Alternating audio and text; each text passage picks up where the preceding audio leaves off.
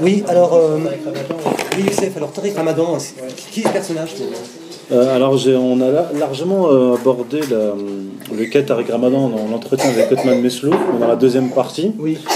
En fait, durant l'entretien, comme dans mon livre, j'expose les origines du réformisme islamique qui commence au XIXe siècle, et en fait, je montre le lien entre les mouvements réformistes, qui soient politiques avec les jeunes Turcs, les maçons de Turquie, et les mouvements réformistes religieux, dits religieux, qui ont promu un réformisme religieux, c'est-à-dire une adaptation de l'islam à la modernité, une dilution de l'islam à la modernité.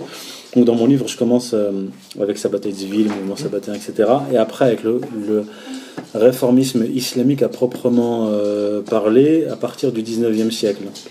Et en fait, ce que j'ai expliqué durant cet entretien, c'est que on ne peut pas comprendre le rôle, la position, les propos de Tariq Ramadan si on le prend isolément. Parce qu'en fait, Tariq Ramadan en lui-même n'est pas très très intéressant. Parce que quand on l'écoute, on le lit, il n'y a pas d'idées forces qui ressortent. Alors, tu peux l'écouter pendant 1 heure, 2 heures, 3 heures et te dire ah oui, il parle bien, etc.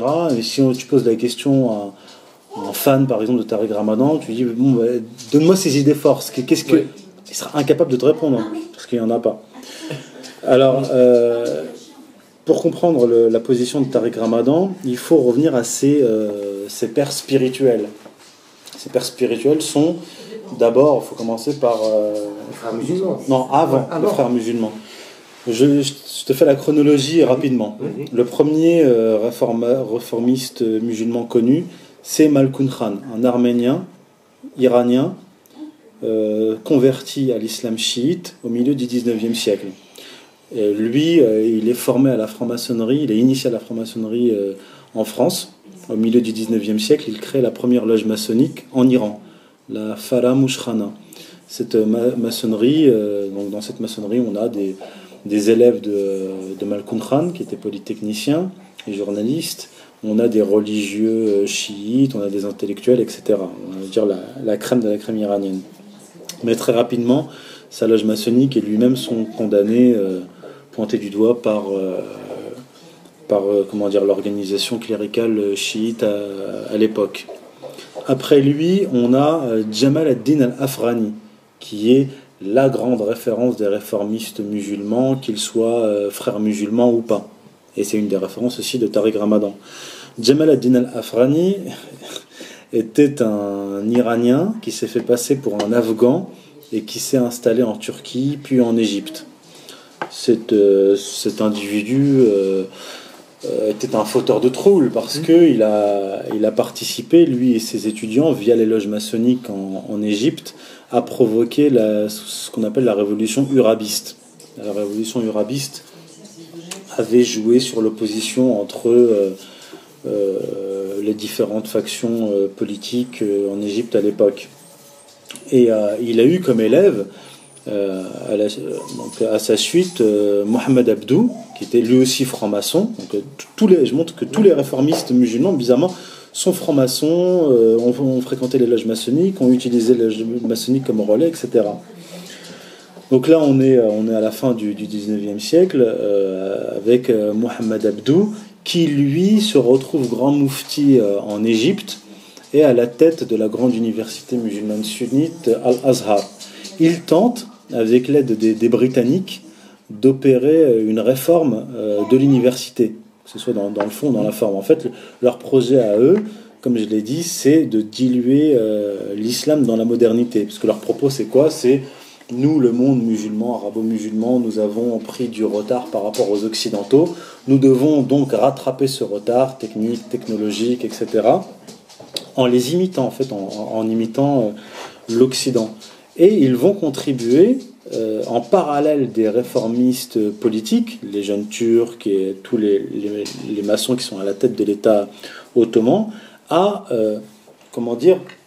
réformer le monde musulman, à commencer par l'État ottoman et le califat. Ce qui est, par exemple, je vais vous donner un exemple, dans les années 1870, quand Afrani et ses disciples tentent de provoquer un début de révolution en Égypte, on a dans la même époque des grands maçons qui sont à la tête de l'État ottoman qui commencent à réformer l'État ottoman. Et ça va culminer en 1876 avec la nouvelle constitution libérale. Et d'ailleurs, à cette époque, le sultan ottoman Mourad V était franc-maçon lui-même. Il a régné que 5 mois, il a été déposé par Abdul Hamid.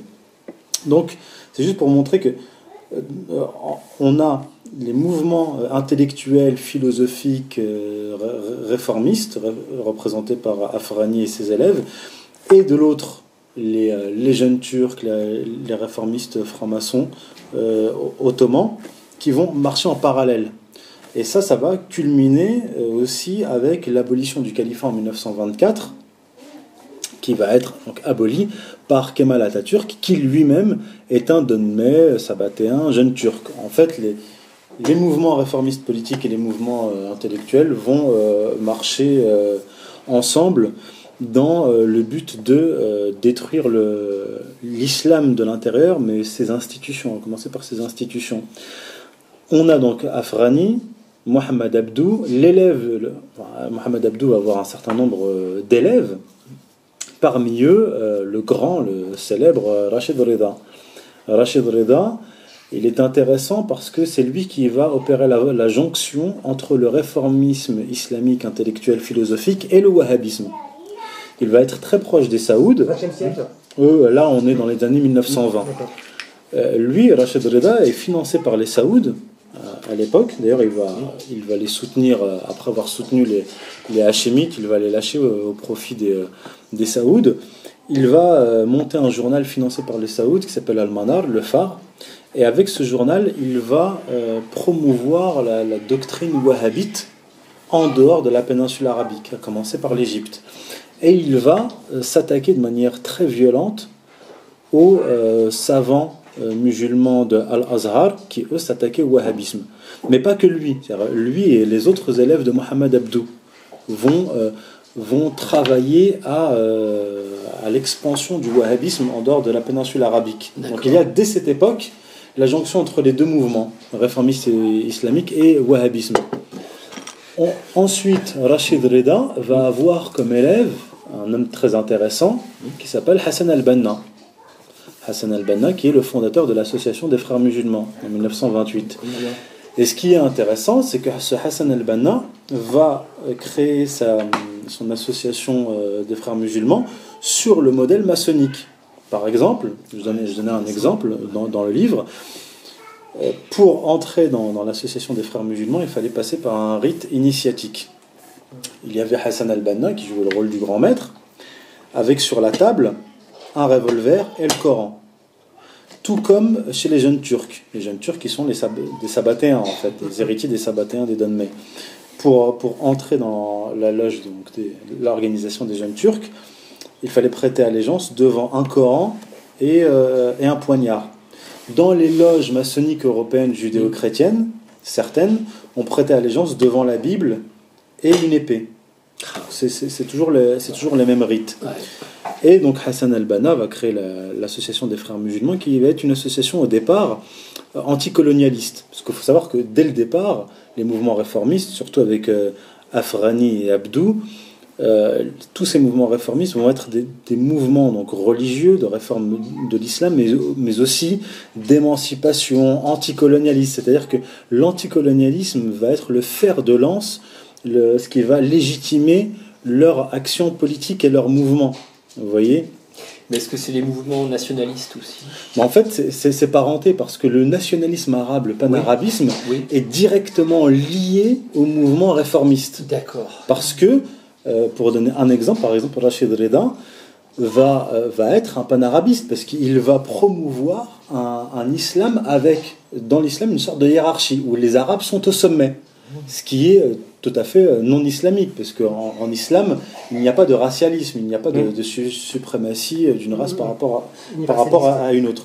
Et ce qui est paradoxal, il y a des tas d'exemples très étranges, c'est que par exemple, Mohamed Abdou, qui est un grand réformiste, va être appuyé par les Britanniques, qu'il est censé combattre, pour réformer l'université d'Al-Azhar. Et son maître Afrani va lui aussi travailler avec des agents britanniques. Et il y a des tas d'écrits qui rapportent qu'il a travaillé pour les services britanniques, Al-Afrani. Donc tout ça est lié. Donc le mouvement de Hassan al-Banna va s'inscrire dans cette lignée de mouvement de réforme de l'islam, mais toujours avec cette pseudo-revivification de l'islam. Parce que le terme salafi, le salafisme, apparaît au XIXe siècle avec Afrani et Abdou. C'est, on va dire, comme dans le protestantisme, nous allons revivifier l'islam en revenant au salaf, c'est-à-dire les premiers compagnons, les premiers suiveurs du prophète. Comme dans le protestantisme, on va toujours mettre en avant cette authenticité. Et donc, Rachid Rida, plus tard, va, lui et ses petits copains, comme je disais, soutenir Mohammed ibn Abdul Wahhab, qui lui était apparu au XVIIIe siècle, en le désignant comme un grand réformiste moderne de l'islam. Et ils vont appuyer, ils vont apporter une légitimité au wahhabisme. C'est pour ça que jusqu'à maintenant, vous n'entendrez jamais de frères musulmans, ni même de réformistes comme Tariq Ramadan, critiquer de manière virulente le wahhabisme. Il travaille pour eux d'ailleurs, je crois. Bien sûr, mais je vais y venir. Et donc Hassan al-Banna, avec son association, va s'associer d'ailleurs aux nationalistes arabes, Nasser, et à l'époque déjà Sadat, Anwar al-Sadat. Donc ils vont s'associer, mais à partir des années 50, les frères musulmans vont commencer à se retourner contre leurs anciens alliés, Nasser et les militaires et les nationalistes arabes, et soutenus par les Américains, pour déstabiliser d'abord l'Égypte, puis plus tard, on verra ça en Syrie. D'ailleurs, le gendre de Hassan al-Banna, Saïd Ramadan, d'accord. Saïd Ramadan, vous voyez, c'est pour ça que faut y aller étape par étape. Saïd Ramadan va fuir l'Égypte, il va s'installer en Suisse, et il y a des documents déclassifiés des services suisses qui montrent, donc je rapporte ces documents-là dans mon livre, qui montrent que Saïd Ramadan a travaillé pour les services secrets britanniques, qu'il a travaillé pour les services secrets américains, et d'ailleurs il y a une photo de Saïd Ramadan avec une délégation des frères musulmans dans les années 50, dans le bureau ovale à la Maison Blanche avec le président des États-Unis de l'époque. Dès l'époque, déjà, les frères musulmans sont utilisés comme un outil de déstabilisation des pays arabes. On en vient à Tariq Ramadan, qui est le fils de Saïd Ramadan. Il faut savoir que Saïd Ramadan était aussi financé par les Saouds, déjà à l'époque. D'ailleurs, il avait perdu sa nationalité égyptienne et il a eu, via les Saoudiens, il a eu droit à la nationalité pakistanaise, ce qui ne sera jamais suisse. C'est là qu'on en arrive à Tariq Ramadan, son fils, parce que Tariq Ramadan, c'est comme une savonnette, il glisse entre les doigts, on ne sait pas trop quand, comment, pourquoi, qu'est-ce qu'il fait. En fait, il est très flou. Voilà. Alors, comment comprendre les alliances de Tariq Ramadan? Comment comprendre qu'il est une chaire à Oxford, qu'il enseigne au Qatar, alors que le Qatar est dirigé par des wahhabites, par une tribu al-Thani qui est issue de la même tribu que Mohammed ibn Abdul Wahhab, qui finance le terrorisme en Syrie, en Irak, tout ça, on le sait, on a tous les documents. Et en fait, Tariq Ramadan n'est que le dernier maillon de la chaîne des réformistes, qui commence au XIXe siècle, et qui va former une grande alliance avec les wahhabites à partir de Rachid Rida, comme je l'ai dit. Tariq Ramadan, pour donner des exemples très précis, lorsque la guerre va se déclencher en Libye, il va, comme Bernard-Henri Lévy, soutenir la guerre contre Kadhafi avec cet argument. Je me souviens encore, il disait il fallait faire quelque chose parce que Kadhafi massacrait son peuple. On a su plus tard que c'était du pipeau. Kadhafi ne massacrait rien du tout. Mais après, Tariq Ramadan va s'offusquer et dire oh, c'est ignoble ce qu'on a fait en Libye, on a massacré Kadhafi, etc., etc. C'est-à-dire que il va comment dire, se plaindre des conséquences d'une cause qu'il a soutenue au départ. C'est gentil. Merci. Dès le départ en Syrie, il va soutenir l'armée syrienne libre. L'armée syrienne libre, dont on sait que c'est une émanation des frères musulmans, et que ce sont des terroristes qui ont égorgé hommes, femmes, enfants, égorgé des femmes enceintes, etc. Les fameux terroristes modérés. Les fameux terroristes modérés, soutenus par Tariq Ramadan, d'accord, mais soutenus aussi par son ami avec qui il travaille à Doha, qui est Youssouf al-Qardawi, grand représentant des frères musulmans. Tariq Ramadan, dans la même époque, dans la même période où vont commencer les guerres en Libye et en Syrie, on va soutenir les rebelles qui sont en fait des terroristes et va monter son centre de recherche pour la réforme islamique au Qatar. D'accord. Ce centre est financé directement par la famille Al-Thani qui dirige le Qatar et parrainé par Sheikha Moza, qui est la femme de l'ancien émir du Qatar, qui était remplacé par son fils. Et on voit Tariq Ramadan, lors de l'inauguration de ce centre, une photo avec Tariq Ramadan, Youssouf al-Qardawi et la Sheikha Moza. Et Youssouf al-Qardawi, par ailleurs, a émis une fatwa pour rendre licite la guerre contre Kadhafi et son meurtre, et il a aussi déclaré qu'il fallait tuer même la population syrienne qui se mettait du côté de l'armée syrienne. Youssouf al-Qardawi est un des savants musulmans ou dits musulmans qui ont œuvré en faveur de la guerre civile en Syrie et en Libye. Et vous remarquerez que très étrangement, Tariq Ramadan, depuis l'époque, ne s'est plus prononcé sur les questions géopolitiques. À partir du moment où on a découvert que l'armée syrienne libre, etc., tous ces petits copains étaient de véritables terroristes, terminé. Il est revenu à des discours sur l'amour, la paix, etc., l'intégration des musulmans en Europe, etc., etc. Et donc, en fait, on ne peut comprendre le rôle de Tariq Ramadan que si on la met dans une perspective historique de longue durée. Ouais, ce que personne n'avait fait avant. C'est-à-dire alors on dit qu'il a un double discours, que c'est un hypocrite, etc. Moi, je ne juge pas la personne. C'est des discours moraux, ça. Oui, on s'en fout de ça. Ouais. Moi, je fais un travail d'analyse historique sur la longue durée, et je n'attaque pas les individus, mais j'essaie de montrer le rôle des individus sur la longue durée, sur le plan politique et géopolitique. Donc voilà le rôle de Tariq Ramadan, sans même parler du réformisme islamique qu'il promeut. D'ailleurs, pour parler de Youssouf al-Qardawi, je vais en placer une pour lui, parce que ça mérite quand même... Il mérite quand même qu'on s'attarde sur lui, qui est très respecté, etc. etc. Alors, on n'a pas de preuves, mais ce qu'on sait, c'est que son ex-femme, qui est algérienne, a déclaré que Youssouf al-Qardawi était d'origine juive, qu'il parlait couramment l'hébreu et qu'il allait souvent en Israël. D'accord ?